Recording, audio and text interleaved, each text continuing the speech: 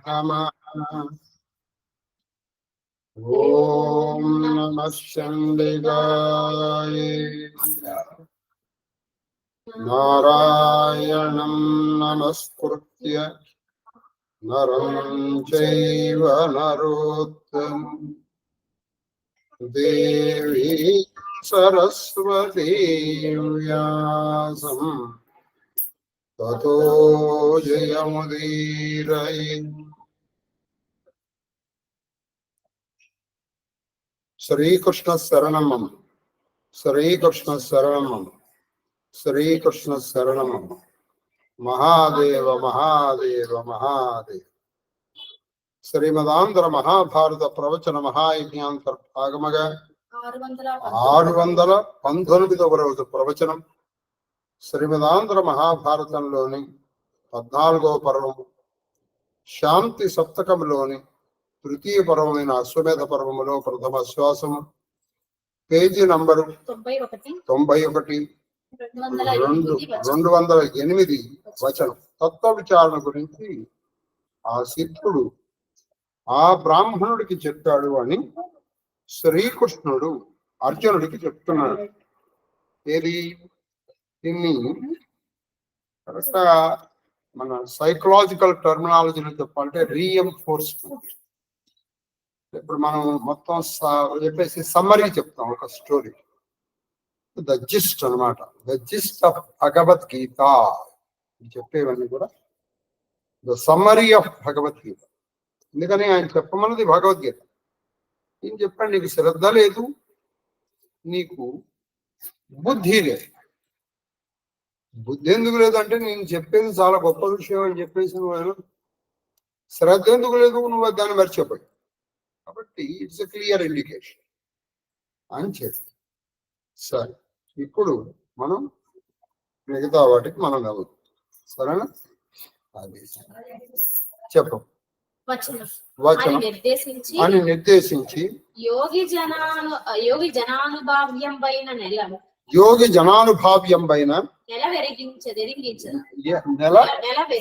అది యోగి జనానుభావమైన అంటే యోగులు ఎక్కడ అనుసరించదగినటువంటి నెలవులు స్థానములు. చూడండి, ఇది మీరు బాగా ఎక్కడ పడితే అక్కడ యోగులు ఉండరండి. ఎందుకు ఉండరంటే వాళ్ళు ఏదో చెప్తున్నారు. ఇప్పుడు ఎక్కడ ఉంటారో ఎక్కడ ఉండాలో వాళ్ళు చెప్పేస్తారు. అది ఎక్కడంటే అని పలికి యోగులు దానం ఆత్మదర్శనానందము. ఎప్పుడు వాళ్ళు నిరంతరము ఆత్మదర్శనానందనాన్ని పొందుతూ ఉంటారు. వాళ్ళు అవధానంబున ఆకర్ణింపు. కాబట్టి ఎప్పుడు వాళ్ళ ఆత్మదర్శనాన్ని చూసుకుంటూ, అంటే స్వరూపణ నిరూపణ హేతువులో వాళ్ళు ఎప్పుడు ఆత్మానందంలో మునిగిపోతూ ఉంటారు. బట్ అది ఏమిటో నేను నీకు చెప్తాను నాయన అని చెప్తాను.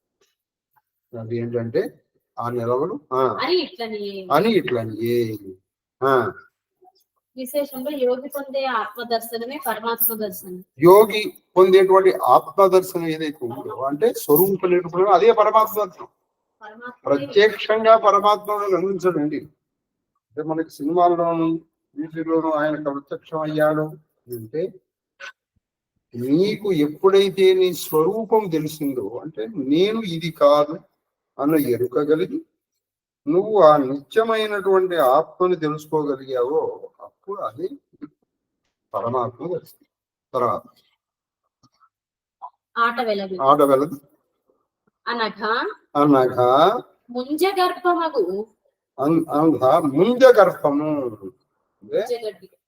ముంజగడ్డి. ముంజగర్భం అంటే ముంజగడ్డి. గడ్డిల్లో ఇప్పుడు దర్భ కూడా ఒక విధమైన గడ్డి. ముంజగర్భమగు నిశీక నిదర్శనంబు కాగా ముళ్ళు ఎట్లా చూస్తాము. నిశీక అంటే ముళ్ళు. నిశీకం ముంజగర్భగాగా నిశీక దర్శనం అంటే ముంజగడ్డలోని ముళ్ళుని చూసినట్టుగా. ముంజగడ్డి అది చక్కగా ఇదిగా ఉంటుంది, మెత్తగా. అందులో కొన్ని ముళ్ళు ఉన్నాయి, అది కూర్చుంది. ఆ ముంజగడ్డలోని నిషీక పేరు పెట్టుకునేది గభాలం. నిషీక బాగుంది. నిషీక అంటే ముళ్ళు. నిషీకలాగా కనుగొనంగా వలయు తనువు ముంజె ఆత్మ తదిశేక నిష్కర్ష విధము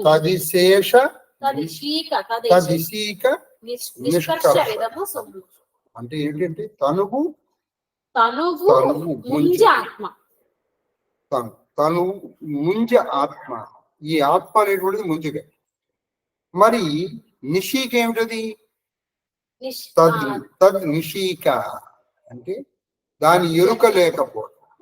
ఒక్కొక్క పరకని వేరుపరచడం అంటే ఇప్పుడు నువ్వు నిషీక ఇప్పుడు నెమ్మదిగా ముంజగడ్డ ఇలా ఇలా ఇలా తీసేసావు అనుకో, అందులో ఉన్న ముళ్ళు బయటకు. దీన్ని వేదాంత పరిభాషలో నేతి సిద్ధాంతం అంటారు. అంటే నేతి అంటే ఏమిటి? ఇది నేను కాదు. ఇప్పుడు నువ్వు నెమ్మదిగా తెలుసుకో. ఏది నువ్వు కాదు తెలుసుకో.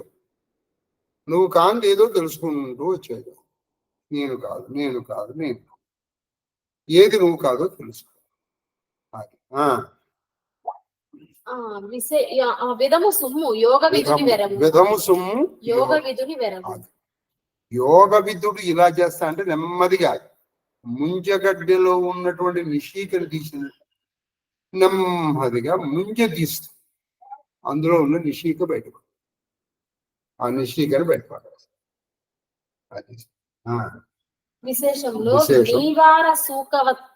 ఇక్కడ ఏం చెప్పారు మనకి?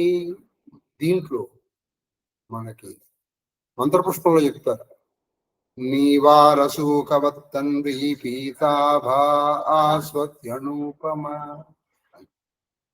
పరమమైనటువంటి అణుస్వరూపం. అణువులు అసలు నీవార సూకమే అంటే అదొక వరిగడ్డి. అది చాలా సన్నగా ఉంటుంది. అందులో మధ్యలో భాగం, మధ్యలో భాగం.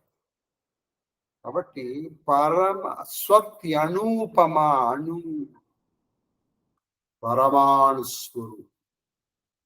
కాబట్టి అణువుల్లో కల్లా పెద్ద బృహత్తుల్లో కల్లా.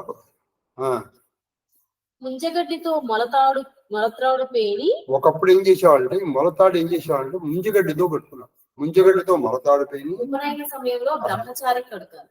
ఈ ముంజగడ్డితోనే ఈ మొలతాడు పేని కట్టేవాడు. ముంజ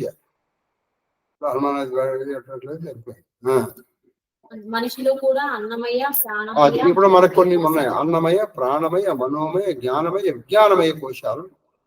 ఇది ఒక్కొక్క దాని నుంచి ఇది నేను కాదు, ఇది నేను కాదు అని తీసుకుంటూ వెళ్ళిపోవాలి. తర్వాత తనువు వలన నిష్కర్షం బొనర్చి. అది తనువు వలన నిష్కర్షం బొనర్చి అంటే ఈ శరీరం వల్ల వేరు చేసి.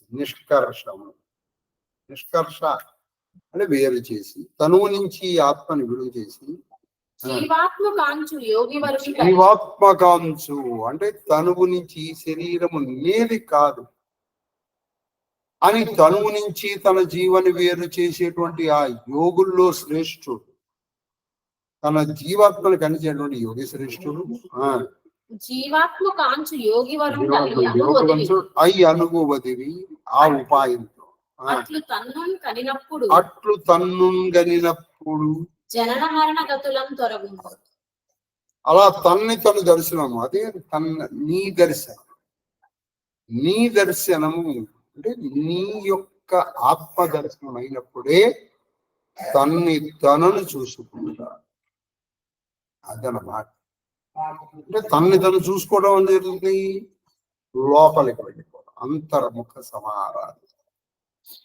తర్వాత ముక్తుండు జరామరణ వియుక్తుండ అంటే ఈ ముక్తి పొందినటువంటి వాడికి జరం లేదు, మరణం లేదు. ఎందుకని? జరామరణములు దేనికి? శరీరానికి. మరి లోపల ఉన్నటువంటి వాడికి జరా లేదు, మరణం లేదు. అది నువ్వు అని తెలిసిపోయింది. కాబట్టి ఇక వాడికి జరా లేదు, మరణం లేదు. ఇది నేను అనుకున్నప్పుడు దీనికి ఉన్న లక్షణం ఆత్మకుందని నువ్వు భ్రమిస్తున్నావు. అదే నీకుందని భ్రమిస్తున్నావు. నీవు అంటే ఇక్కడ ఈ దేహాత్మ భ్రాంతితో ఉన్న నువ్వు కాదు, జీవాత్మ. జీవాత్మ. దీన్ని శంకరాచార్యుల వారు చక్కగా చెప్పారు. చిత్ జడ గ్రంథి, పరమ చైతన్యమైనటువంటి ఒక వస్తువుని పరమ జడమైనటువంటి ఒక వస్తువుతో కలిపి ముడివేశాం. పరమ చైతన్యమైన వస్తువుని పరమ జడమైన వస్తువుతో అందుకని ఇలా వచ్చింది. అది సరే. హర్ష శోక యోగ మెడలి, హర్ష శోక యోగ మెడలి, వాడికి అటువంటి వాడికి ఆ స్థితిలో ఉన్నటువంటి వాడికి హర్షము లేదు, శోకము. హర్షము లేదు, శోకం లేదు. ఏదో కలిసి వచ్చింది అన్న హర్షం లేదు, ఏదో పోయింది అన్న దుఃఖం. సద్భక్తులకు నా పదము, సద్భక్తులకు ఆ పదము, ఆ పదమి శక్తి ఉండదు, ఆ పదమి ఏ శక్తి ఉండదు. చువ్వే బ్రహ్మచర్యము పేర్లు. అటువంటి సద్భక్తులకు అటువంటి పదమును ఇవ్వగలిగినది ఏమిటయ్యా అంటే బ్రహ్మచర్యం. అంటే బ్రహ్మమునందు మాత్రము చరించుట, అంటే అన్నిటిలోనూ బ్రహ్మమును చూచుట, అన్నిటి యందు బ్రహ్మమును చూచుట. ఆట వెళ్ళదు. వడలి అస్థిరత్వం ఊహించి, వడలి అస్థిరత్వం ఊహించి ఈ శరీరము అస్థిరము అశాశ్వతము అని తెలుసుకుని ఆత్మయందు అధిక నిష్ట కలుగున అతడు, ఆత్మయందు అధిక నిష్ట కలుగునతడు అంటే ఆత్మయందు మాత్రమే తదేక నిష్ట కలిగినటువంటి వాడు సకల భూత కోటి వలన పొందడు, సకల భూత కోటి వలన పొందడు. భయము రాగాది రాగాది దుఃఖములకు నగపడడు. అంటే మొదట ఇటువంటి వాడు చాలా చక్కటి పద్యం అండి. మొదటి నుంచి వడలి అస్థిరత్వం అది అంటే ఈ శరీరము అస్థిరమని తెలుసుకున్నటువంటి వాడు ఆత్మయందు అధిక నిష్ట ఎప్పుడు కలుగున, ఆత్మయందు మాత్రమే ఆత్మైక నిష్ఠాగరిష్ఠుడు. అంటే స్వరూప నిరూపణమునందు మాత్రమే నిష్ట కలిగినటువంటి వాడు. అటువంటి వాడు ఏం చేస్తాడంటే పరుల వల్ల అంటే తను కాకుండా ఇంకెవరి వల్ల కూడా వాడికి భయము ఉండదు, వాడికి సుఖము ఉండదు. అంటే ఎవడో ఏదో చేస్తాడు, ఎవడికి ఏం చేస్తారు అసలు ఇంకోటి ఉంటే కదా ఇంకోటి చేయడానికి. ఇంకోటి లేదు, ఉన్నది ఒకటే. ఉన్నది ఒకటే అయినప్పుడు ఇంకెక్కడికి పోతాడు వాడు. కాబట్టి ఇంకోళ్ళ వల్ల వాడికి భయము ఉండదు, తర్వాత పొందడు రాగాది, ఇంకోటి వల్ల రాగము ప్రేమ ఉండదు. కాబట్టి వాడు ఎవరిని ప్రేమించాలి, ఎవరిని ద్వేషించాలి, ఎవరిని ఇష్టపడాలి, ఎవరిని అయిష్టపడాలి, ఈ రెండిటికి అతీతంగా ఉంటాడు. ఎటువంటి వాడు అముక్తుడు. అముక్తుడైనటువంటి వాడి స్థితిని విను యోగయుక్తునకు, విను యోగయుక్తునకు శస్త్రనిహతి జలబాధ అగ్నిదాహము మొదలైచను అవికారములు లేవు అనక అతడు పోరాడు ఐంద్రమకు పదమైన, అతడు పోరడు ఐంద్రమైన పదమైన అటువంటి వాడు చాలా చక్కటి. మళ్ళీ చెప్పండి. అంటే యోగముతో కలిసి ఉన్నటువంటి వాడు, యోగం అంటే ఆత్మ, యోగం అంటే కలయిక, ఆత్మతో కలిసి ఉన్నటువంటి వాడు ఇంద్ర పదవిని కూడా వాడు ఆకలేక అంటే ముందర అది చెప్తాను, అంటే కొంచెం వెనక నుంచి ఇంద్ర పదవిని కూడా వాడు తృణీకరణంగా శరీరం మీద పడినటువంటి మట్టిని దులిపినట్టు దులిపవుతాడు. ఇకపోతే ఇటువంటి యోగయుక్తుడైనటువంటి వాడు శస్త్రనిహతి, ఏదో శస్త్రంతో కొట్టారు, రాయితోనో రప్పతోనో ఇంకోదాన్ని కొట్టారు, శస్త్రాన్ని. జలబాధ అంటే నీటిలో పడిపోవడం. 3 అగ్నిదాహము, అగ్ని దహించడం. ఇటువంటి మొదలైన వికారములు వాడికి. ఎందుకని ఆత్మ ఇటువంటిది చెప్పేశారు. నైనం దహతి శస్త్రాన్ని నైనం దహతి పావక నైనం క్లేదయంత్యాపో శోషయతు. ఎందుకని వాడు ఆత్మస్థితిలో ఉన్నాడు. మీరు బాగా చెప్పండి, భగవద్గీత యొక్క సారాంశం అని చెప్పాను ఇది. వాడికి పొందడు అంటే వాడి శరీరము కాదు, గుర్తు పెట్టుకోండి ఇది. నేను అది దాన్ని ఎవడు కొట్టలేడు. అసలు ఇంకోటి అంటూ ఉంటే గుర్తుంది. కాబట్టి నైనం దహతి శస్త్ర నైనం దహతి పావక.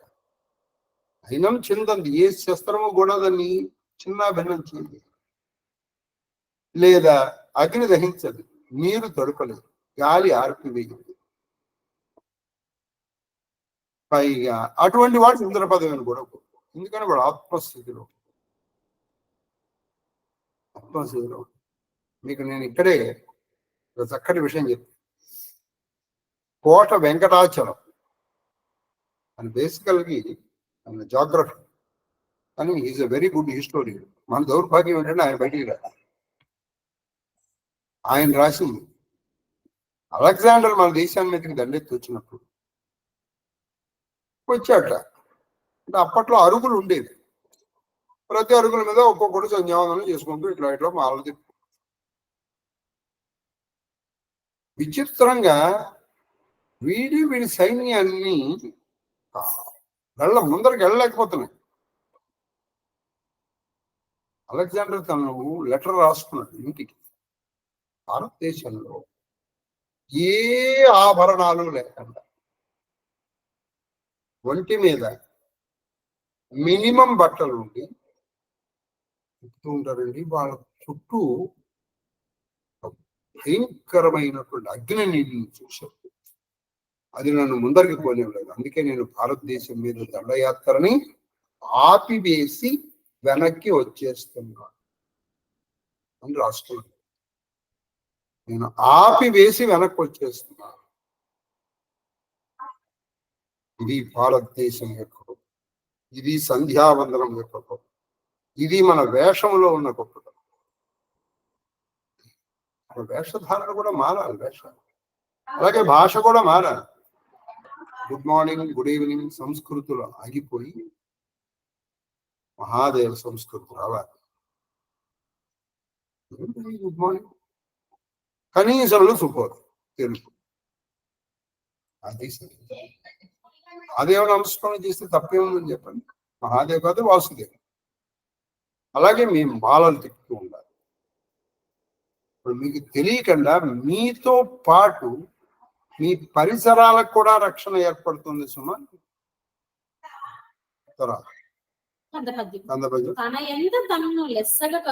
అది తన యందు తను లెస్సగా కనుటం అంటే నీలో నిన్ను చూసుకోవటం. అంటే నీలో నిన్ను అంటే నీలోని వాడిని నువ్వు చూసుకోవాలి. నీలో ఉన్నటువంటి ఆ చైతన్య స్వరూపం జీవాత్మని నువ్వు దర్శిస్తున్నప్పుడు, ఎవరైతే దర్శిస్తారో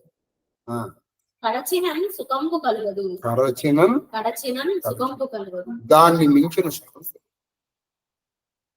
నీ ఆత్మ దర్శనాన్ని మించిన సుఖము లేదు.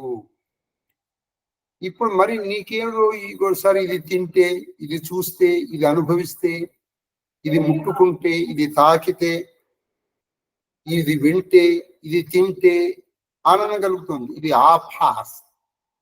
ఆభాస్ అంటే ఆనందం అనిపిస్తుంది, నిజానికి ఆనందం కాదు.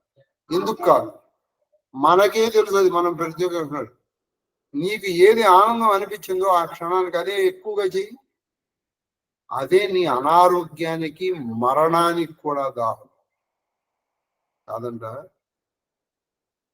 ఉదాహరణకి మీకు స్వీట్లు అంటే ఇష్టం, షుగర్ వచ్చింది, ఇంకా తిను, ఫినిష్. నీ తిండే నీకు చావు కారణం. మీకు ఇంత పూర్వం కూడా నేను చాలా సార్లు చెప్పాను, మీ ఇంద్రియములే మన ఇంద్రియములు. అంటే మీరు తక్కువ వాళ్ళు, నేను ఎక్కువ అన్నది కాదు. మన ఇంద్రియములే మన మరణానికి కారణం అయిపోయి. ఇప్పుడు లేడీ నశించడానికి దాని చెవులే కారణం, చేప నశించడానికి దాని జిహ్వ, అలాగే పురుగులు నశించడానికి దాని కళ్ళు, అలాగే భ్రమరములు నశించడానికి దాని ముక్కు. ఏనుగులు నశించిపోవడానికి నీకు చర్మం. కాబట్టి ఇవి నీకు ఏవి ఆనందం కలిగిస్తాయని నువ్వు అనుకుంటున్నావు, అది నీ మరణానికి కూడా. ఏ ఒక్క ఇంద్రియం ప్రకోపించడం వల్లే ఆ జాతి నశిస్తుంది. మనిషికి అదృష్టమో దురదృష్టమో మీరు నిర్ణయించుకోండి, 5 ఇంద్రియాలు ప్రకోపిస్తుంది. కాబట్టి మనం మరణమునకు ఎంత సన్నిహితులమై ఉన్నామో తెలుసు. ఎంత సన్నిహితులం ఉన్నామో మనం ఈ ఒక్క విషయం వల్ల మనకు అర్థం కావాలి. లోకంబుననెందు దానికయ్యడు, లోకంబుననెందు దానికయ్యడు, వినుతానుష్ఠానమునకు విసుగమి వలయు. లోకమున దానికయ్యడు అంటే ఈ లోకములో నువ్వు ఈ ఇంతక పూర్వం అంటే ఆత్మదర్శనం కోసం దానికయ్యడు, వినుతానుష్ఠానమునకు అంటే గొప్పదైనటువంటి అనుష్ఠానమునకు విసుగు చెందకూడదు. అంటే నువ్వు ఈ ఆత్మదర్శనము ఇలా కావాలి అనుకుని వెంటనే ఆ క్షణంలో వచ్చేది అండి. నీకు ఒక 20 సంవత్సరాలకు లేదా 30 సంవత్సరాలు కొన్ని 40 సంవత్సరాలు కంటే నీకు ఎక్కువ పనికిరాదు. నువ్వు ఇన్నాళ్ళు కష్టపడి సంపాదించుకున్న సర్టిఫికేట్, MA సర్టిఫికేట్ కానీ నువ్వు ఒకసారి రిటైర్ అయిపోయావండి, ఆ సర్టిఫికేట్లు ఏం చేయాలి చెప్పండి. What do you do with those certificates? అంటే నీకు జీవితకాలం కూడా కాదు, నీ జీవనములో కొన్ని సంవత్సరాలు పనిచేసే దానికోసం నువ్వు ఎంత కష్టపడు. అసలు ఈ జనన మరణ చక్రాన్ని నుంచి బయటపడి చూడండి, ఆత్మదర్శన కోసం నువ్వు ఎంత కష్టపడాలి. కాబట్టి అటువంటి అనుష్ఠానమునకు నువ్వు విసుగు చెందకూడదు. నేను 10 రోజులు బట్టి చేశానండి, ఇంతవరకు నాకు దర్శనం కాలేదు. నువ్వు ఎప్పుడైతే టైం లిమిట్ పెట్టుకున్నావో నీకు దర్శనము కాదు. అనుష్ఠానం పెట్టిదనినా అది ఆ అనుష్ఠానం ఎట్టిదంటే అని చెప్తున్నారు ఎవరు? ఆ సిద్ధుడు, ఆ బ్రాహ్మణుడు అని కృష్ణుడు చెప్తున్నాడు. కందపల్లి తన ఎరిగిన తెరవున అంటే తనకి తెలిసిన విధంగా మనము అంతర్వృత్తి చేసి, అది మనము అంతర్వృత్తి చేసి ఎలాగైతే నీ మనస్సుని లోపలికి, నీ మనసు నీ మాట నువ్వు విను. నా కోపం వస్తే నా మాట ఇచ్చినట్లు నువ్వు విను. నిన్ను నువ్వు చూడు, నిన్ను నువ్వు తెలుసు. అది అంతర్ముఖ సమానం, లోపల ఉన్నటువంటి. అందుకే ముందర మంత్రము పైకి అనకుండా లోపల అంటాం రాదు. ఆ తర్వాత అని ఏం జరుగుతుంది? నువ్వు ప్రత్యేకంగా ఏమి అనాల్సిన అవసరం లేదు. ప్రత్యేకంగా ఏమి అనాల్సిన అవసరం లేదు. నీకు తెలియకుండానే మనసు అది దాని అంతటా అదే అంటూ ఉంటుంది. నీ చెవులు అవే వింటాయి. అప్పుడు నీకు ఈ బాహ్య స్మృతి పోతుంది. మీకు ఒక ఆడవారు కథ అంటే మనకు అతను ఒక తక్కువ జాతిలో, అందుకని అతను ఏం చేశాడు, శ్రీరంగంలో మిగతా వాళ్ళు పెద్దవాళ్ళు వచ్చే లోపలే అతను స్నానం చేసి పాడుకుంటూ ఉండు. వాళ్ళు వచ్చే టైం కల్లా ఇతను వెళ్ళిపోయారు. ఎందుకంటే మళ్ళీ అప్పట్లో ఉంటారు. ఒకరోజు అలాగే అక్కడ స్నానం చేసి ఓహో పాడుకుంటు. ఈ ఆళ్వారు కథ తెలిసినప్పుడు ఆ కడమ నీళ్ళు వచ్చాయి.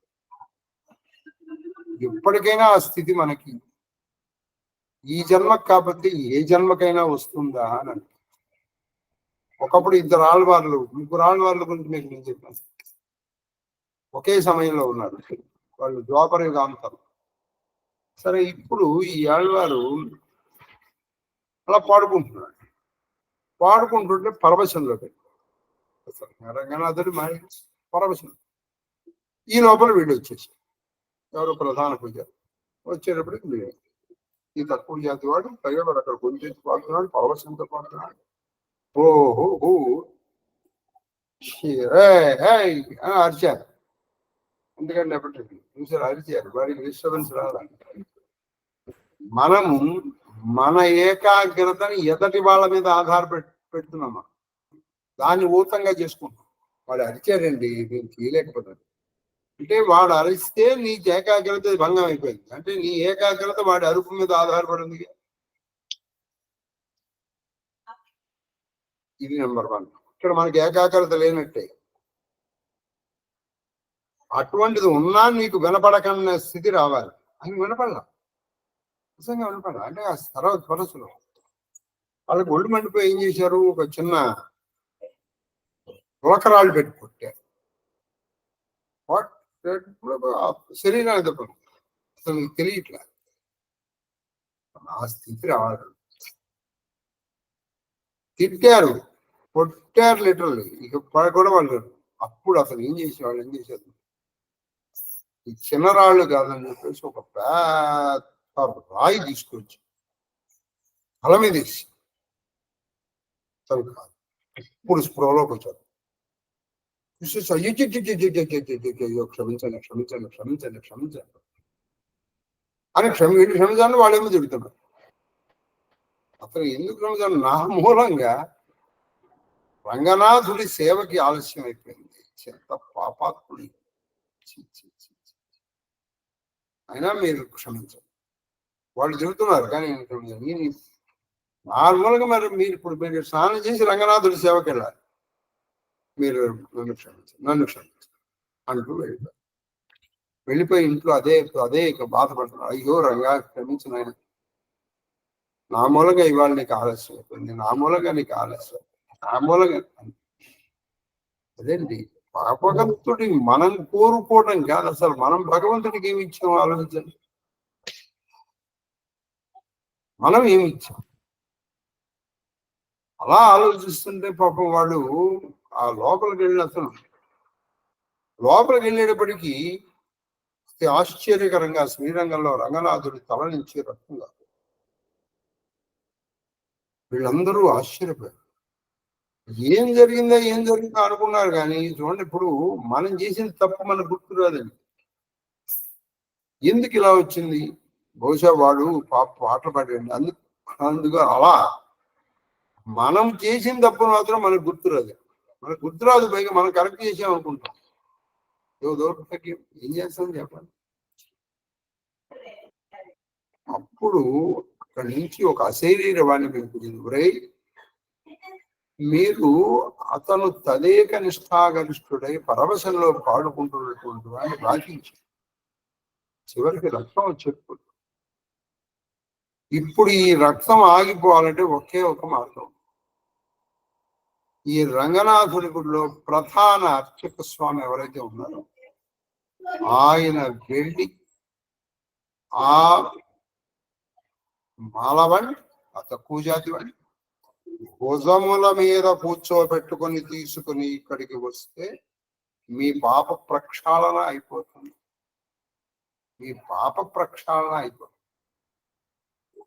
ఎందుకంటే మనం చేసినటువంటి పాపానికి ప్రక్షాళన కావాలి, మనం ప్రక్షాళన అవ్వాలి, అంతేగాని ముక్తి రాదు. సో అలాగే ఇక్కడ వాళ్ళు వెళ్ళినప్పటికీ అయ్యా నాయన రంగనాథుడు చెప్పారు రానని, నేను రాను, క్షమించను, రేపటి నుంచి నేను రాకపోవడం అంతా కాదురా బాబు, నువ్వు వస్తే కానీ ఇప్పుడు అది మాకు తెలియదు, నువ్వు రాను కూర్చోండి, నీవు రాను బాబు అని బతిమాలు ఆయన కూర్చోబెట్టుకుని తీసుకోవచ్చు. మనకి భక్తి సాంప్రదాయంలో అసలు అటువంటి స్థితి ఈ జీవితంలో కొన్ని క్షణాలు వచ్చినా మన జన్మ, నువ్వు ఎన్ని సంవత్సరాలు బతికామన్నటువంటి కదా, ఆ క్షణాలే మధురానుభూతి. నీకు ఎప్పుడు ఏది ఆ చుట్టుపక్కల గుర్తు రాకూడదు. ఆ చుట్టుపక్కల జరిగేటువంటి రణగణత్వని నీ చెవుల్లో చూడాలి. అది అంతర్ముఖ సమారాధన. ఆ స్థితి నిజమైన. ఇప్పుడు ఇది పెట్టుకుని ఇప్పుడు నేను భక్తున్నా అనుకో. వాడు బాగా మన పిల్లవాడే, మన పిల్లవాడో మనవడో లేకపోతే వాడు అరిచాడని ప్రశాంతత లేకుండా వాడికి నీ ప్రశాంతత వాడు అరుపు మీద ఆధారపడి ఉందే. ఇది మన భక్తి.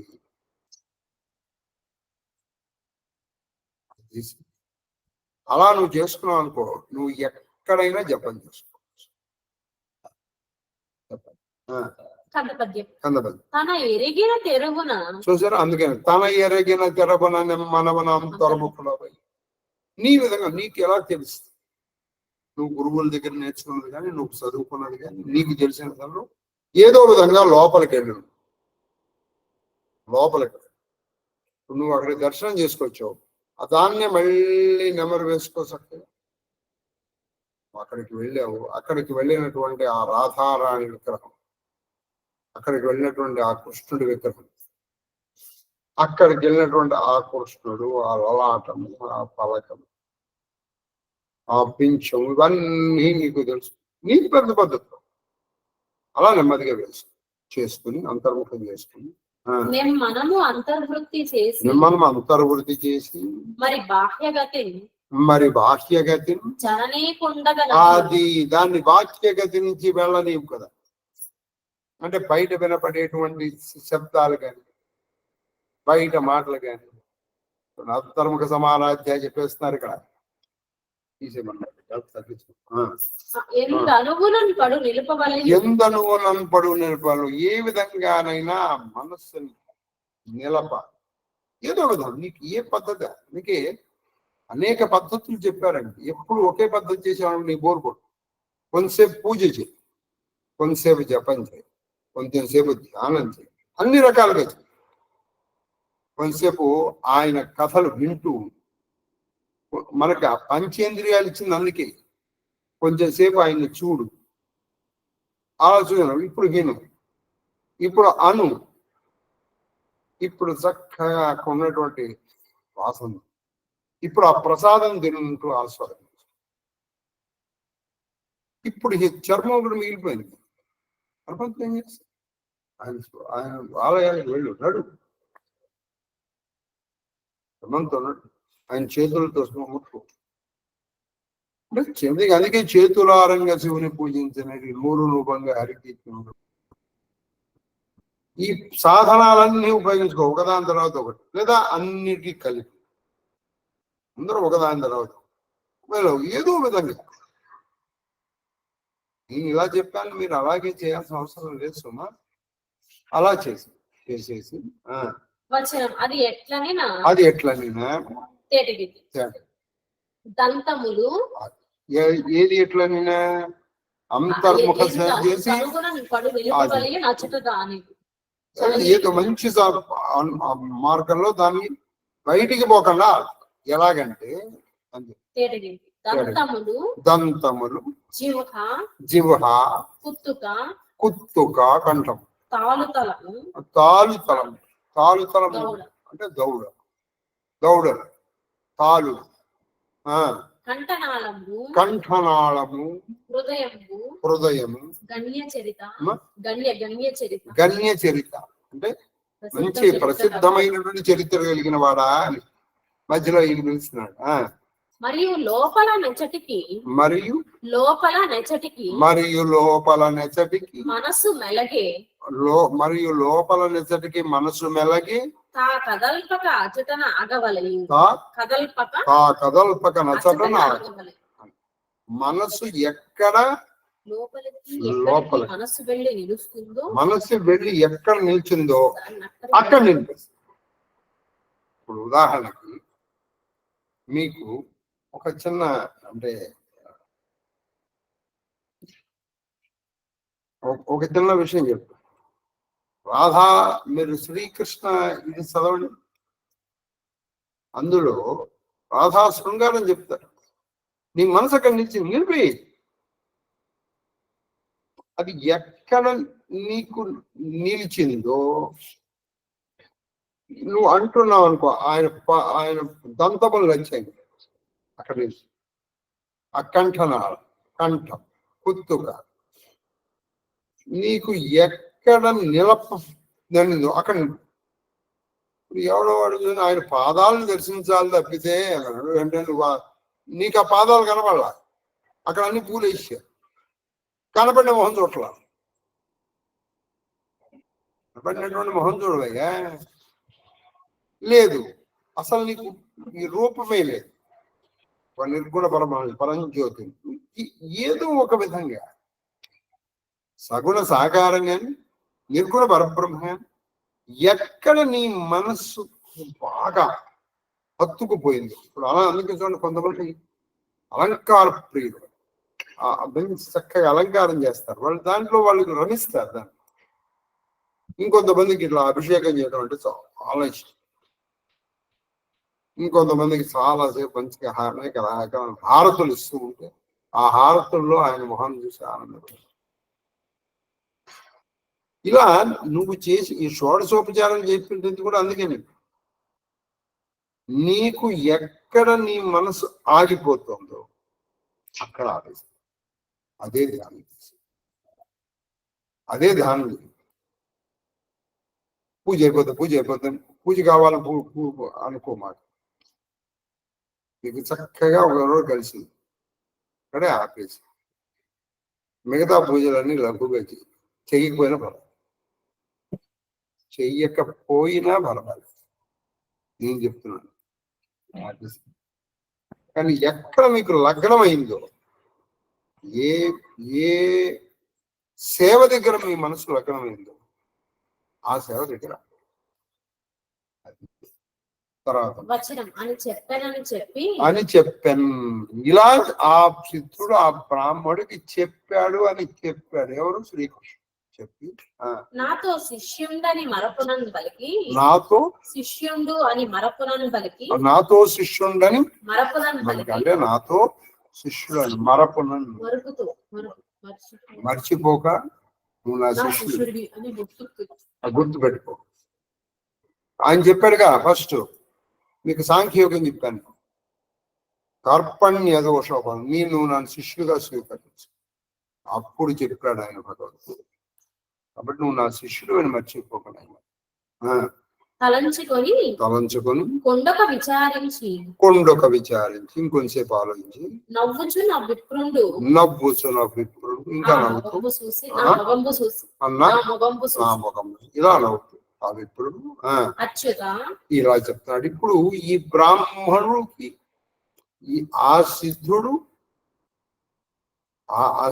బ్రాహ్మణుడికి చెప్పాడు, ఈ బ్రాహ్మణుడిని ఈయన అడిగాడు, ఆ బ్రాహ్మణుడు ఈయనకి చెప్పాడు. అదే ఇప్పుడు ఈయనకు వస్తుంది. అప్పుడు ఈయన చూసి, ఈయన మొహాన్ని చూసి అచ్యుత అంటే నువ్వు ఎక్కడి నుంచి జారి పడిపో, ఉన్న స్థితిలోనే ఉంటావు. ఆ సిద్ధుండన వాడ నేను కదా నీ ఎరుంగని అదేదో గలది. అది ఆ సిద్ధుడు ఎవరో నీకు తెలియదు, నేనేగా సిద్ధుడు. పైగా నీకు తెలియని విషయం ఏమైనా ఉందా అచ్యుత? మరియును ఆ కాశ్యప నామధేయుండు అడిగిన తెరంగు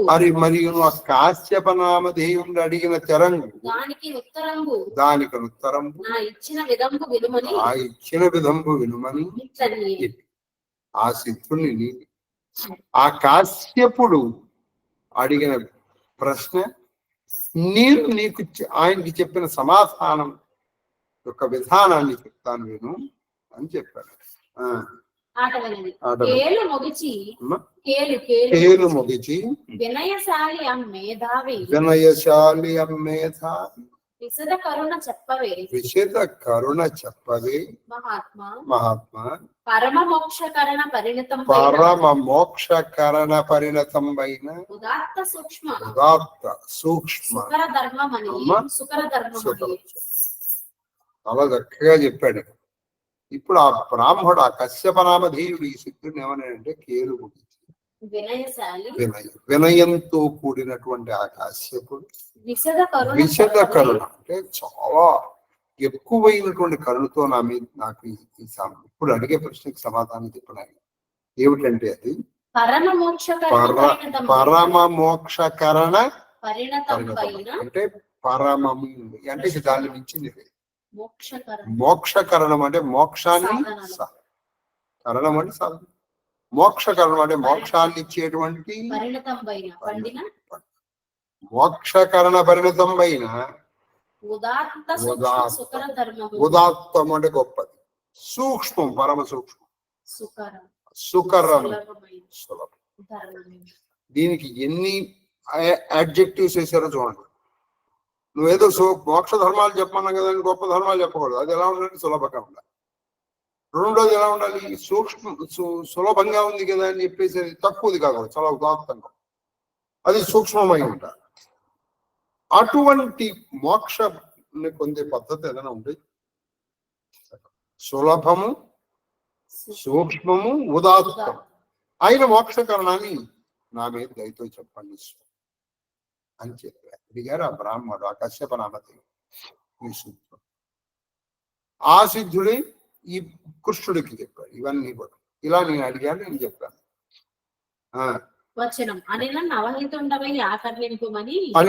అవహితుండవై ఆకర్ణింపుమని పలికి అయినా తప్పకుండా.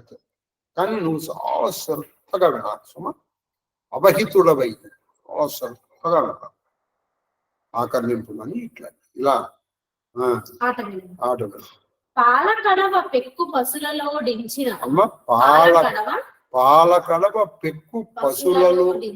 పాలకడవ పెక్కు పశులలోడించిన ఆతడెట్లు దాని నరసి కొనుచు ఉండునట్లు అతను అలసి కొనుచు ఉండునట్లు లోన ఉడిచిన మనస్సు లోన ఉడిచిన మనస్సు ఆత్మ వెదకు తెరకు ఆత్మని ఎలా వెతకాలో చెప్పేశాడు. ఎలాగంటే పాలకడవ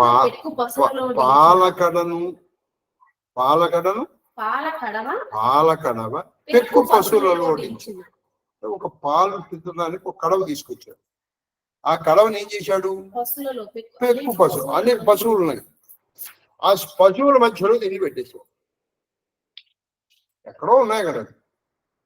ఆ పశువుల మధ్యలో ఒక పాల కడవ పెట్టినట్లుగా పెడితే అతడు ఎట్లు దానిని అరిసుకొని చూడు. అరే కడవ ఎక్కడుందిరా, కడవ ఎక్కడుందని చూడు. అలాగే అంటే అక్కడ కొన్ని వందల సంఖ్యలో పశువులు ఉన్నాయి.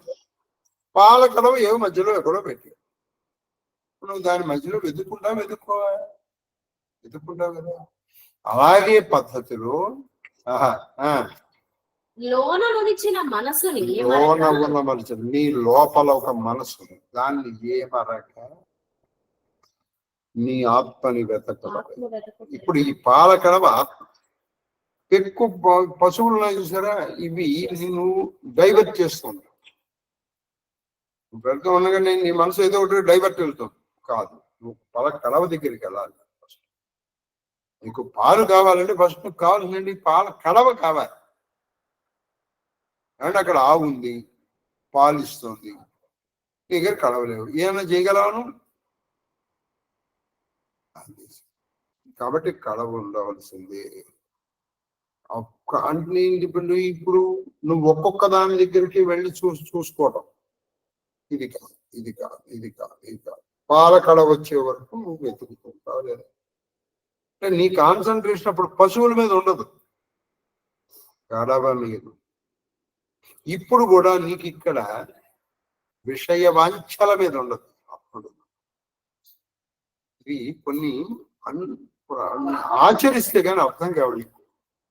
కనీసం ఆచరించడానికి ప్రయత్నం చేస్తే కానీ అర్థం.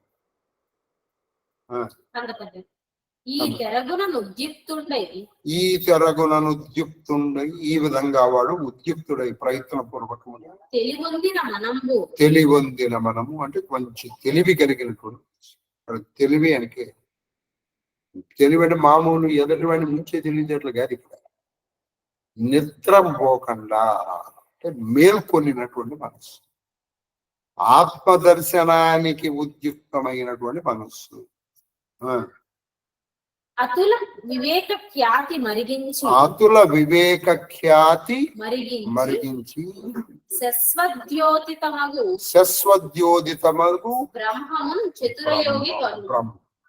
చతుర యోగి, మంచి చతురమతి అంటే మంచి తెలివి కలిగినటువంటి యోగి ఏం చేస్తాడంటే ఈ విధంగా ఈ విధంగా వాడు పాలకడల్లో ఉన్నటువంటి పాలకడల్లో దాన్ని ప్రయత్నపూర్వకంగా పట్టుకుని తెలివొందిన మనంబు అంటే కొంచెం మేలు కాంచినటువంటి ఆ మనసుతో అతుల వివేక ఖ్యాతి మరిగించి అంటే ఇప్పుడు ఈ పాలను ఏం చేస్తాడు, వివేకము అనేటువంటి దాంతో ఆ పాలను మరిగిస్తాడు. ముందర పాల కడవని పట్టుకున్నాడు, పాలను తెచ్చుకున్నటువంటి పాలని మరిగించి వేడెక్కించి. ఎలా వేడెక్కాలి? వేడెక్కాలంటే మంట ఉండాలి. మంట ఏమిటంటే వివేకం. ముందర అక్కడ తెలివి ఉండాలి. అంటే నీకు అసలు ఆ జ్ఞానము రావాలి, తెచ్చుకోవాలి అన్న ఒక కోరిక పుట్టాలి. ఆ కోరికకి ప్రయత్నం ఉండాలి. ఒట్టి కోరిక ఉంటే సరిపోతుంది, ప్రయత్నం. ఆ ప్రయత్నంతో మరుగుతావు. అదే మదన, అదే సాధన.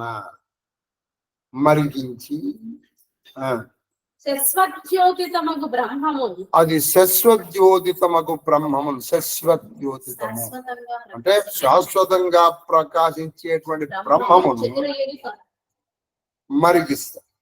మరిగించిన తర్వాత ఏం చేస్తాడు, దానికి ఒక మేఘలాగా వస్తుంది, దాన్ని తగ్గిస్తాడు.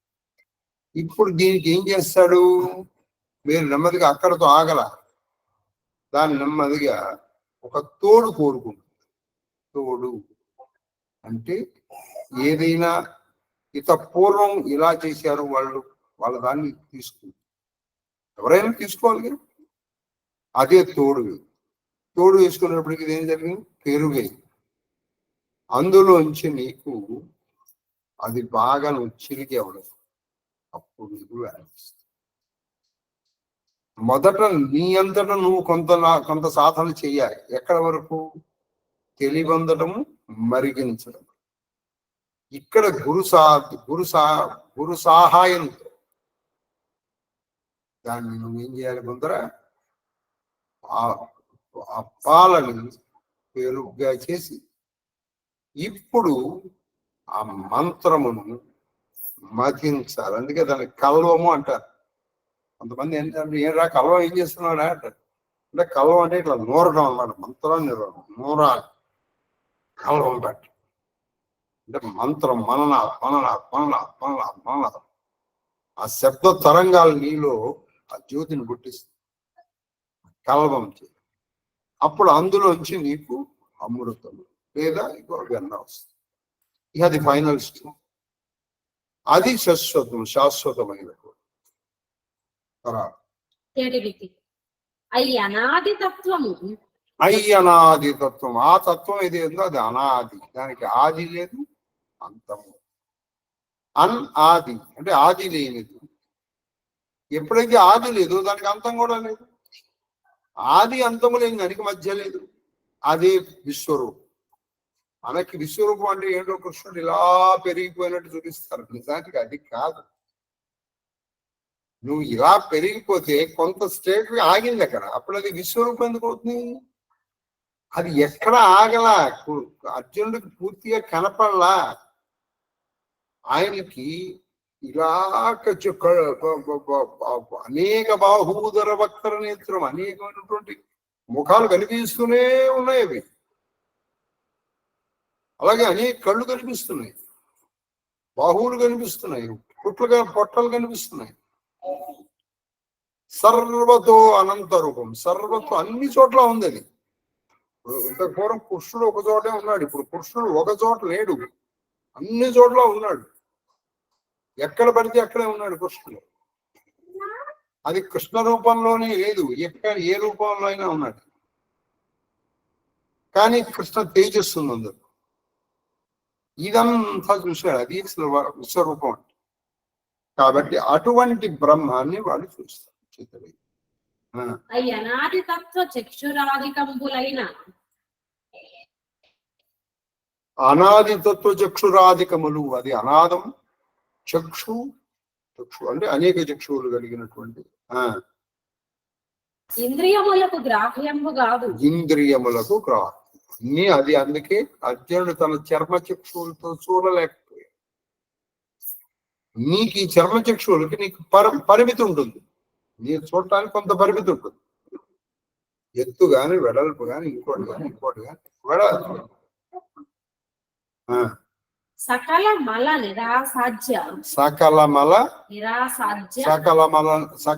నిరాసాధ్య ప్రసన్నతర మన ప్రదీపమగు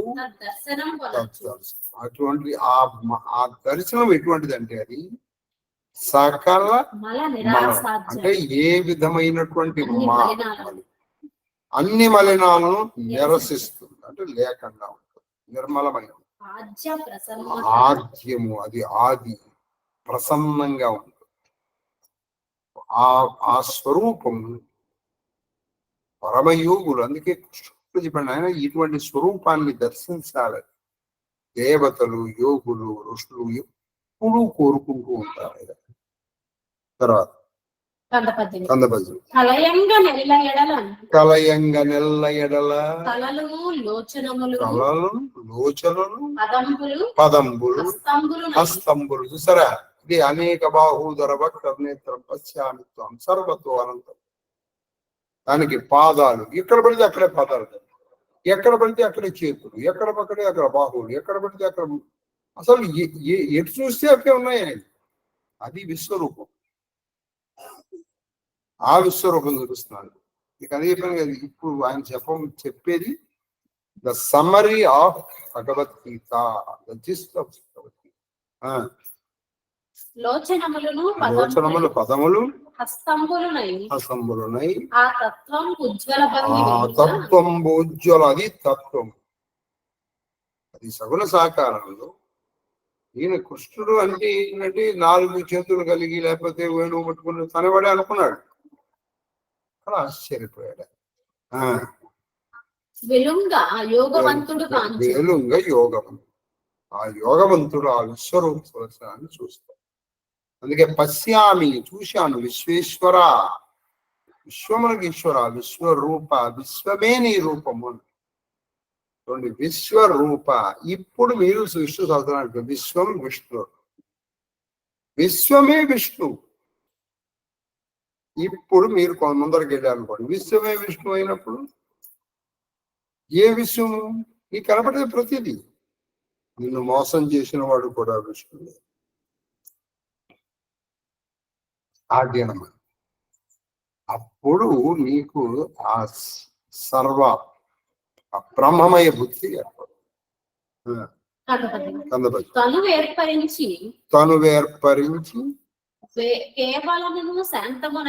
కేవలం శాంతమునైన తత్వమును సంతతమును కనుచున్న తన్ను నెరుగన్ కను చీకటి పాపు వెలుగు కలుగును పుత్ర.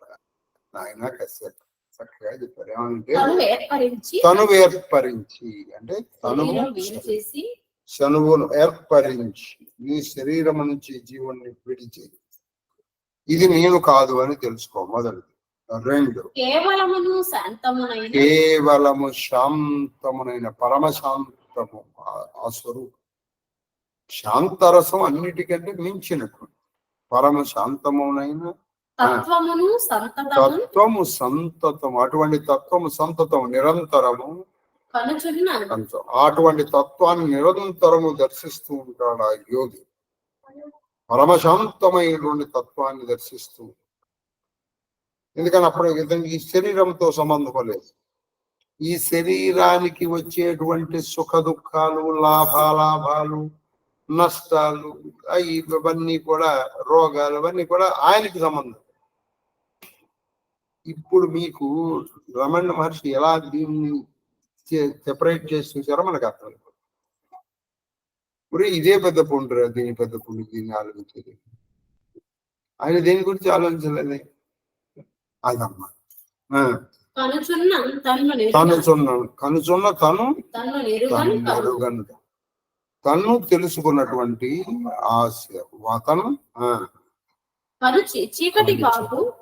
తను చీకటి బాబు, చీకటి లేకుండా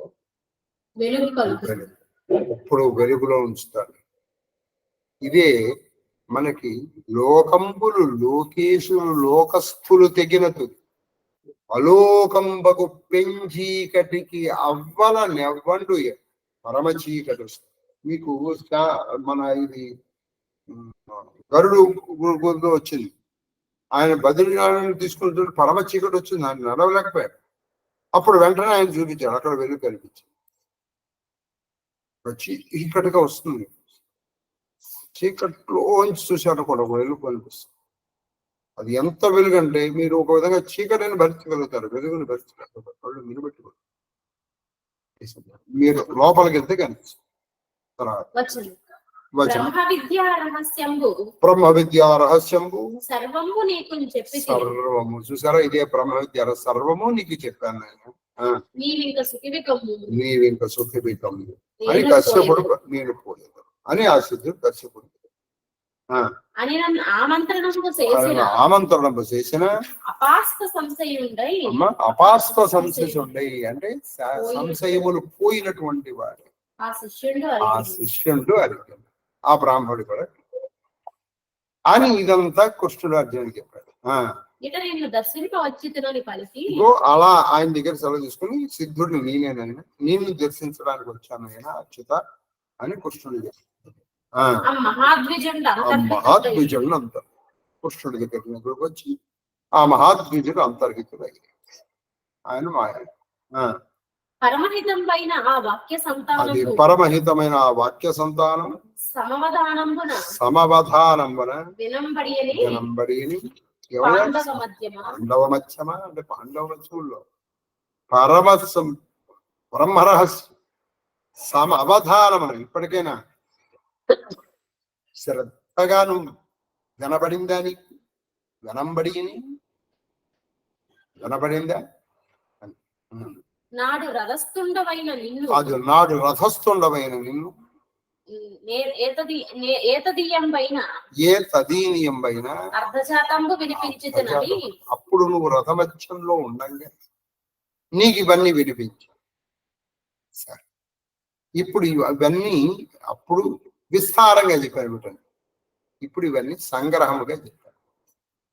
ఇప్పుడు సూత్రీకరణం చేశాడు, అప్పుడేమో ప్రతి సూత్రములకు విస్తారం. ఇప్పుడు ఒక్కొక్క అక్షర పరబ్రహ్మ యోగం దానికి పరిచయమైన యోగం అని చెప్పేశారు.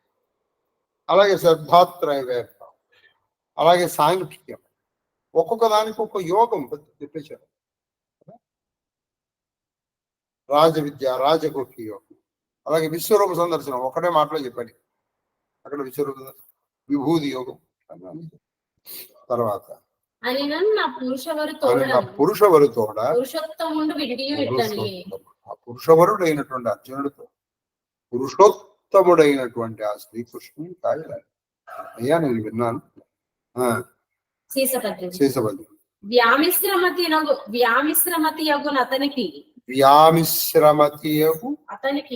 వ్యామిశ్రుడు అంటే స్థిరం లేదు, వ్యామిశ్రమైన మతి అయిన అతనికి, అస్థిరమైన అతనికి అకృతాత్ముడైన వానికి, అకృతాత్ముడు ఇది ఎవరికి చెప్పకూడదో చెప్పేసి భగవద్గీత కూడా చెప్పేసేది. అకృతాత్ముడైన వాడికి, అకృతాత్ముడు అంటే ఆత్మ ఎందు నిష్ట కలిగినటువంటి వాడికి, పల్లి దీన్ని విపరీతార్థాలు తీసేవాడికి, అవధాన రహిత చేతస్కునకు అంటే అటెంటివ్ గా లేని వాడికి ఇది చెప్పకాదు, ఇది చెప్పకూడదు. కాబట్టి ఇప్పుడు చెప్పింది కూడా చెప్పకూడదు, ముఖ్యంగా ఇటువంటి విషయాలు చెప్పకూడదండి. ఎందుకనంటే ఎవరు ఎంత అవధానంతో ఉంటున్నారో మనకి తెలియదు. తర్వాత తొలి తెలియంగా చెప్పితి దేవతలకు నీది గాంధీవి ఓ అర్జున, నీవు చక్కగనిది మర్త్యులు ఆకర్ణింప వారు కలరు అయినా గాంధీవి. అప్పుడు దేవతలకు చెప్పాను నేను ఈ రహస్యాలు. మరి మనుష్యుల్లో నువ్వు తప్ప వినడానికి అర్హుడైన వాడు ఎవడున్నాడు? సరే, ఆయన వినటానికి అర్హుడు కాబట్టి అర్జునుడికి చెప్పాడు. ఆయన అర్జునుడు కేవలము యుద్ధాన్ని ప్రేరేపించడం అయితే ఆయన 2 మాటల్లో చెప్పేశారు. ఆయన సిద్ధపడిపోయాడు కూడా. మిగతావన్నీ మన కోసం. అలాగే అర్జునుడు మన ప్రతినిధిగా ప్రశ్నలు వేశాడు. శాంతి ఆనుశాసక పర్వంలో ధర్మరాజు ఎలా అయితే మనందరి ప్రతినిధిగా అనేక ప్రశ్నలు వేసి మన జీవితాలు ఎలా చేస్తే బాగుపడతాయో అడిగాడో, అర్జునుడు కూడా భగవద్గీతలో మనకి సంబంధించిన ప్రశ్నలే వేశారు. పరమ రహస్యమీ పరిపాటి. పరమ రహస్యమీ పరిపాటి. ఇది మామూలు రహస్యం కాదు, పరమ రహస్యం. దీనం అయ్యి అమృత వస్తువు గని. దీనం అయ్యి అమృత వస్తువు. కాబట్టి ఇప్పుడు నేను చెప్పినట్టు వాటిని బాగా ఆచరించి ఆ అమృతమైనటువంటి పరబ్రహ్మము, పరమము, బ్రహ్మము, అమృతము, పరమాత్మని కనుగొని చూసి అఖిల దుఃఖములు తొరంగి. అఖిల దుఃఖములు తొరంగి అన్ని దుఃఖాలు పోగొట్టుకొని నిత్యముక్తత వెలుగొందు. నిత్యముక్తత వెలుగొందు నరుడు. ఎప్పుడు నిత్యము ముక్తుడై ఉంటాడు వెలుగొందు నరుడు. వైశ్యులైన, దీన్ని ఎవరు వెళుతుంది? వైశ్యులైన, నాతులైన అంటే స్త్రీలైన, శూద్రులైన కండ్రు సువ్వే. చూసారా? ఇది విని వైశ్యులు కావచ్చు, శూద్రులు కావచ్చు, తర్వాత స్త్రీలు కావచ్చు. ఈయన కనుక మళ్ళీ వాళ్ళు కనుక్కోవచ్చు. కాబట్టి భగవద్గీత ఎవరైనా అవధానం చేయవచ్చు. తర్వాత ఇమ్మెయి ముక్తి ప్రాతే. ఇమ్మెయి ముక్తి ప్రాతే. బ్రాహ్మణులకు రాజులకు. రాజు వాళ్ళకే వస్తుందంటే ఇక బ్రాహ్మణులకి రాజులకు వస్తుందని చెప్పడంలో అర్థం ఉంది. కందపద్యం. వినిపించితి నేను బోధంబునకు. వినిపించితి నేను బోధంబునకు. ఉపాయంబ ఫల సముదయం. నీకు ఎలా చేస్తే నీకు మోక్ష ప్రాప్తి ఉపాయము చెప్పాను, ఫల సముదయం దాని ఫలశ్రుతి కూడా చెప్పాను. మోక్షంబును సౌఖ్య నిర్ణయము ఇక్కనుట కడవ సుఖములుండు గలవే. అంటే దీన్ని మించిన సుఖాలు లేవు. ఏమిటది? మోక్షములు మించిన సుఖము లేదు. అదే పరమ సుఖము. పరమ సుఖం అదొకటి. మిగతావన్నీ సుఖాలు లాగా ఆ క్షణానికి కనిపిస్తాయి. ఆ మరుక్షణం అది దుఃఖ కారణం కావచ్చు. దుఃఖ కారణం కావచ్చు, దుఃఖ కారణమే. అది ఆట వెళ్ళది. శ్రద్ధ కలిగి లోక సంగ్రహ సంగంబు నీడబిడిచి. లోక సంగ్రహ సంగము నీడబిడిచి అంటే లోకముతో సంగ్రహము, లోకంతో సంగమం పెట్టుకోకుండా శ్రద్ధ కలిగిన వాడికి ఇది చెప్పాలి. ఎవ్వడి ఉపాయములు భజించు. ఈ ఉపాయాలను భజించువాడు అంటే ఆచరించేటువంటి వాడు. కేవలం ఈ రోజుకి 10 సార్లు చదువుకుని నాకు వచ్చేస్తే మోక్షం అనుకుంటే కుదరదు. దీన్ని ఆచరణలో పెట్టినటువంటి వాడు మోక్షలక్ష్మికి పతియగును. కొంచెం కూడా సందేహపడక్కర్లేదు. వాడి మోక్షలక్ష్మికి భర్త అయిపోయారు అంటే మోక్షం వచ్చేస్తుంది. తర్వాత అది చెప్పంగలది ఎల్ల చెప్పి అంటే చెప్పవలసిన విషయాలన్నీ నీకు చెప్పేశాను. నీకు ఇంత కడవ చెప్పను ఒకడు లేడు. నీకు ఇంత కడవ చెప్పను అంటే ఇంతకు మించి నీకు ఇంకెవరు చెప్పలేరు. ఈ పాట నెలల ఆరిట చొప్పడు యోగంపు నియతి శుద్ధాత్మ. ఇంతకు మించి ఇంకెవరు చెప్పలేరు. అయితే ఈ పాట అంటే ఈ పద్ధతిలో నెలల ఆరిటన్ అంటే 6 నెలలు చొప్పడు సిద్ధిస్తుంది. యోగంపు నియతి శుద్ధాత్మ అంటే నువ్వు 6 నెలలు దీన్ని కరెక్ట్ గా నియమ పాలనతో చేస్తే నెలల ఆరిటన్ 6 నెలల్లో సిద్ధించేస్తుంది. తర్వాత అని ఇట్లు కృష్ణుడు జిష్ణునకు అధ్యాత్మ విషయములకు వాక్యములు చెప్పనని చెప్పిన విని నరనారాయణుడు మరియు ఎవ్విన విధమున వర్తించిరని అడుగుటయు బాగుందయ్యా ఇలా చెప్పారనేప్పటికీ నరనారాయణులు ఇంకా ఏ విధంగా వర్తించారని ఈ జనమేజయుడు వైకుంఠాయన అయిపోయింది. మన శివరాత్రి లోపల ఈ ప్రథమాశ్వాసం పూర్తి చేద్దాం అనుకున్నాం, చేసేసాం. రేపు ఉండదు. రేపు మనకి శివరాత్రి పొద్దున్నే గణపతి తర్పణ అభిషేకం, ఆ తర్వాత సాయంకాలం ప్రధాన అభిషేకం, మహాలింగార్చన, రాత్రి జ్యోతిర్లింగార్చన, చండీ పారాయణులతో పాటుగా ఆలోచన చేస్తున్నాను చండీ హోమం కూడా చేద్దామా అని. దానికి ఇంతవరకు నిర్ణయాలు నేను తీసుకోలేదు. అది రేపు ఆసక్తి ఉన్న వాళ్ళందరూ వచ్చి పాల్గొనవచ్చు. మహాదేవ్. ఇప్పుడు ఆశ్వాసం చంపకమాల గుణ సమతానుభూతి గుణ సమతానుభూతి కృతి కోవిద సార వివేక భావ్య అంటే పూర్తి సత్వ రజస్తమో గుణముల గుణ సారము కలిగిన సారము గుణసార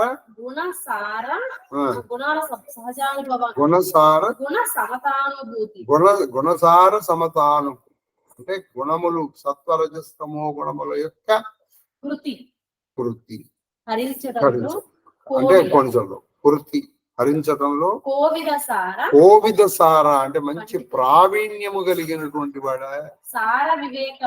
సార వివేక భావ్య అంటే వివేకము, మంచి తెలివితేటలు, మంచి సారవంతమైనటువంటి తెలివితేటలు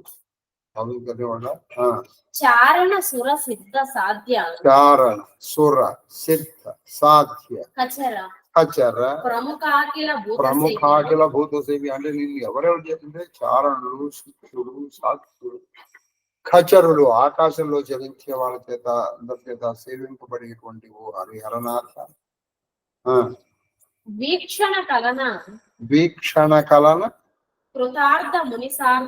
వీక్షణ కలన కృతార్థ ముని బహుస్తుతి వాక్య వీక్షణ కలన కృతార్థ ముని సార్థ అది వీక్షణ కలన కృతార్థ ముని సార్థ అంటే వీక్షణ కలన కేవలము వీక్షణము కటాక్షములు అంటే వీక్షణము కారణాక్షముల వల్ల కృతార్థమని అంటే మునుల్ని కృతార్థుల్ని చేసేటువంటి వాడ.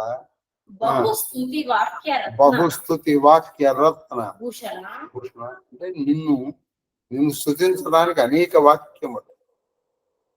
నీకు భూషణములు అంటే నీ స్తుతి వాక్యములే భూషణములు. తర్వాత మహనీయ కేళన గొప్పదైనటువంటి కేళన విహారము కలిగినటువంటి వాడ. నిసర్గ కృపాకృత లోకపాల నిసర్గం అంటే నీకు నైసర్గ్యం అంటే సహజంగా లోకపాలన. నీకు నీ సహజ గుణం ఏంటంటే లోకపాలన అంటే శిష్టుల్ని రక్షించడం, దుష్టుల్ని శిక్షించడం. నవ్యత్వ పురాణత్వం. నవ్యత్వం అంటే కొత్తదనం, పురాణత్వం అంటే పురాణం.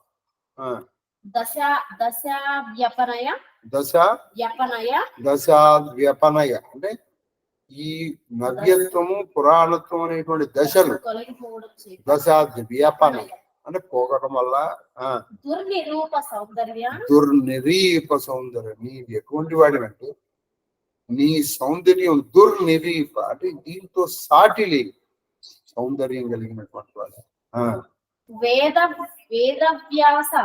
వేదవ్యాస వాక్ ప్రకాశం అంటే నువ్వు ఎక్కడ గొప్పవాడు చెప్పాలి నీ గురించి. వేదవ్యాసుడి యొక్క వాక్యముల్లో ప్రకాశింపబడేటువంటి వాడ. దివ్య దురాధుర్య దివ్యమైనటువంటి దురాధుర్య భారాన్ని వహించేటువంటి వాడు.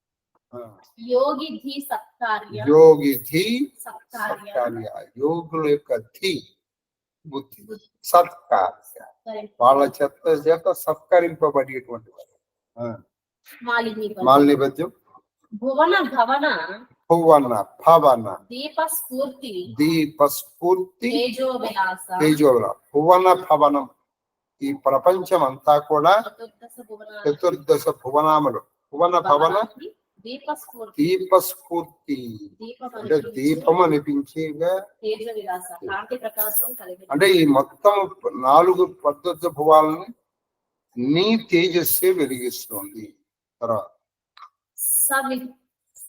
సవితృ శశిమయత్వ సవితృ శశిమయత్వ స్పార స్పార చక్షుర్వికాస. చక్షుర్వికాస అంటే చంద్ర సూర్యులే నీ కళ్ళుగా కలిగినటువంటి వాడా.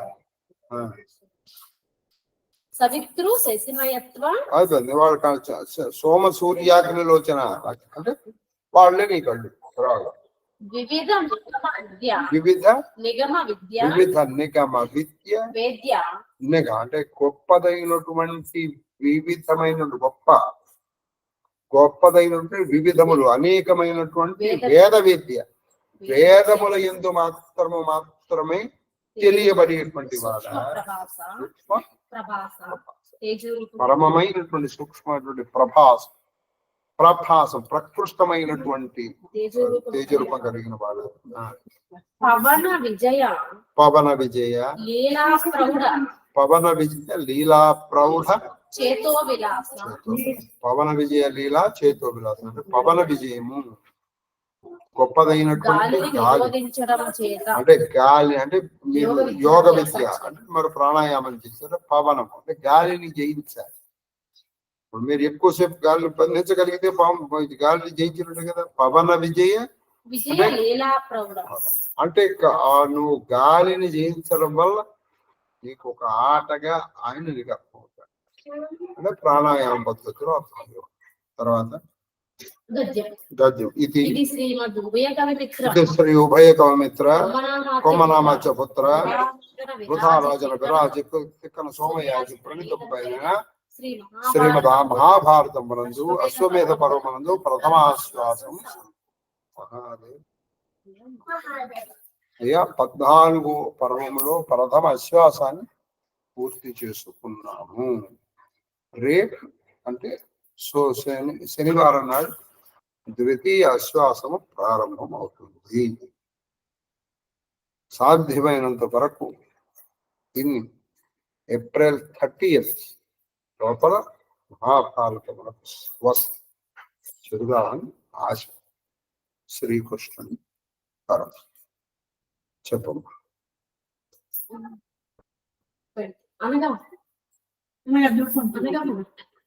చూపించు.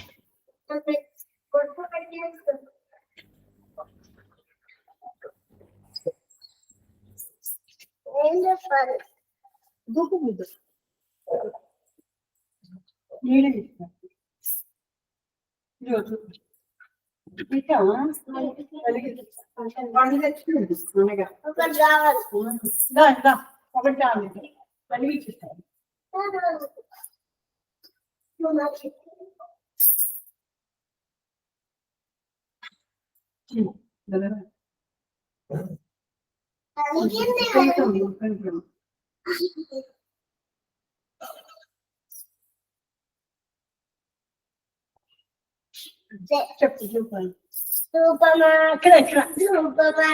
రూపమాగ్రాపయామి సాక్షాత్ దీపం దర్శయామి రూపదీపానంద సుదాచనీయం సమర్పయామి నైవేద్యం నివేదయామి.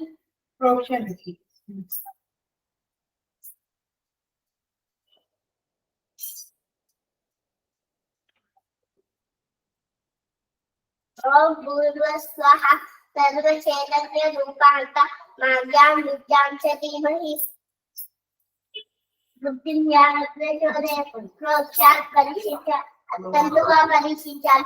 షోడశ భార్యా సమేత అష్టపద్ధతి పరివేష్టిత శ్రీకృష్ణ పరమాత్మే నమో నమః. కాశ్మీర పరాం నివేదయామి నివేదయామి. ఓం ప్రాణాయ స్వాహ ఓం అపానాయ స్వాహ ఓం జ్ఞానాయ స్వాహ ఓం ఉదానాయ స్వాహ ఓం समानाय स्वाहा ओम ब्रह्मणे स्वाहा मध्ये मध्ये स्वामी प्रक्षयामि पुष्पं प्रक्षयामि पादं प्रक्षयामि प्रक्षालं भवति ताम्बूलं चक्रवालं आचमनीयं समर्पयामि मंगलमहानीराजनदीपं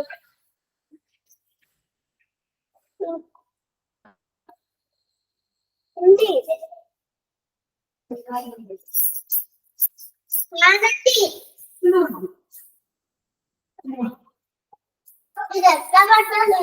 పెడతాను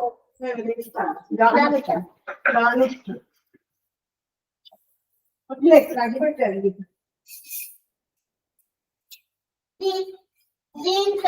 అగ్గి పెట్టండి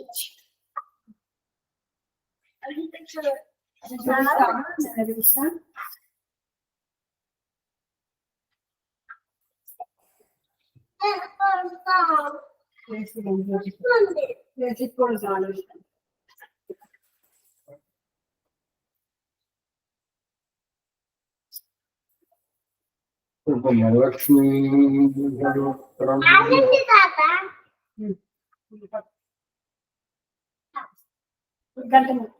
లక్ష్మీ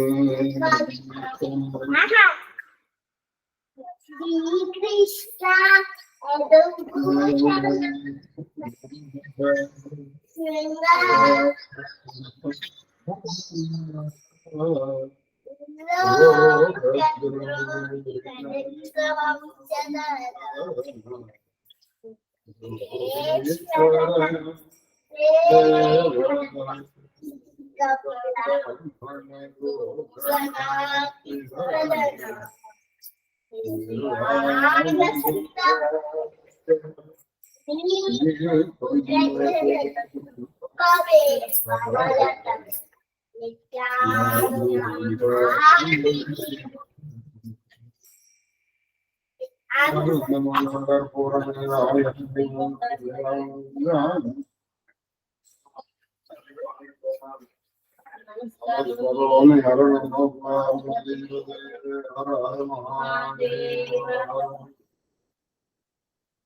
తాత తీసుకోండి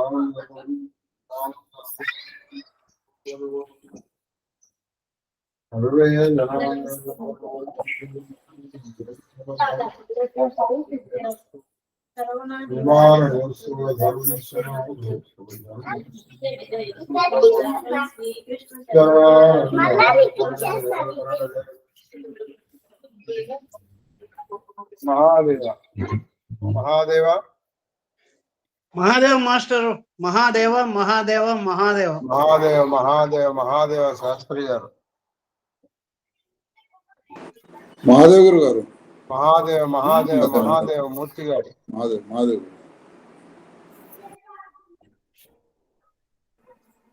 మహాదేవ మహాదేవ మహాదేవ మహాదేవ మహాదేవ మహాదేవ నాయన కేక్యూ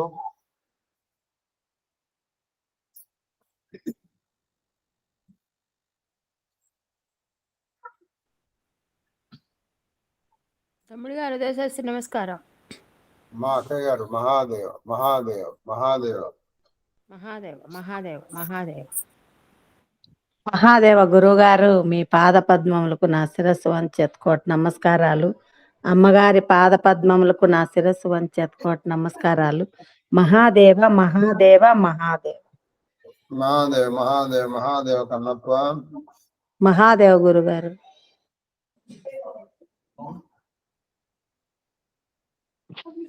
మహాదేవ గురుగారు. మహాదేవ మహాదేవ మహాదేవ్ మహాదేవ్ మహాదేవ హిమక్క మహాదేవ గురుగారు. మాస్టర్ గారు నమస్కారం. మహాదేవ మహాదేవ మహాదేవ. అమెరికా జయలక్ష్మి గారు మహాదేవ మహాదేవ మహాదేవ మహాదేవ మాస్టర్ గారు. మహాదేవ్ తల్లి మహాదేవ్ మహాదేవ్ మహాదేవ్ మహాదేవ. గురుగారు ఎన్ఆర్ఐకి అలౌడ్ ఉందా? ఎన్ఆర్ఐ అలౌడ్ ఉందా ప్రవచనంకి అంటున్నాను. అయ్యా లాస్ట్ టైం కూడా ఉండింది.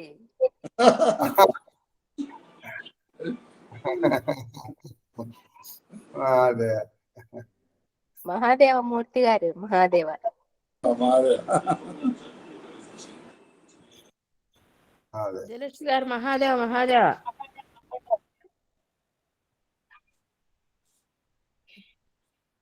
మా జయలక్ష్మి గారు మాస్టర్ గారు.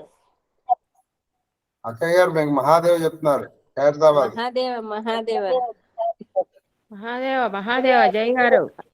మహాదేవ. పాప కులాసాగుంది. ఎప్పుడు డేటు? 22 మార్చి అండి.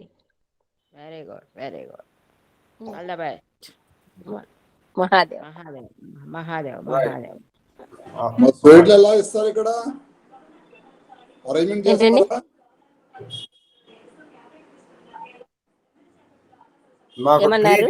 స్వీట్లు అరేంజ్మెంట్ చేస్తారా అంటున్నాను. అక్కడి నుంచి తెలిసే కానీ వెంటనే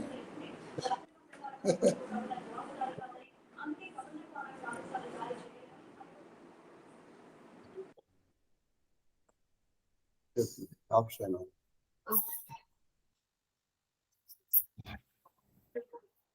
ద్వితీయ ఆశ్వాసంలో ఎలా ఉన్నాయమ్మా చెప్పు అమ్మా. ద్వితీయ ఆశ్వాసంలో ఎలా ఉన్నాయి?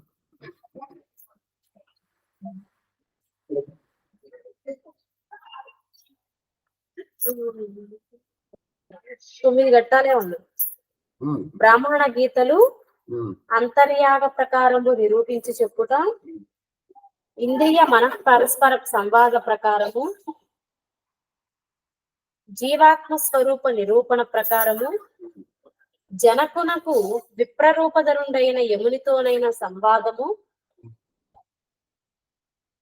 గురు శిష్య సంవాదము, కృష్ణుడు అర్జున కిరింగించుట, ఉమ్. మనోబుద్ధి అహంకారాది తత్వ ప్రకారము, అవ్యక్త నామతత్వ నిరూపణ ప్రకారము, తత్వం భవస్యానుష్ఠేయంబుగా నిరూపించుట. అంతే. ఎందుకు వచ్చారు?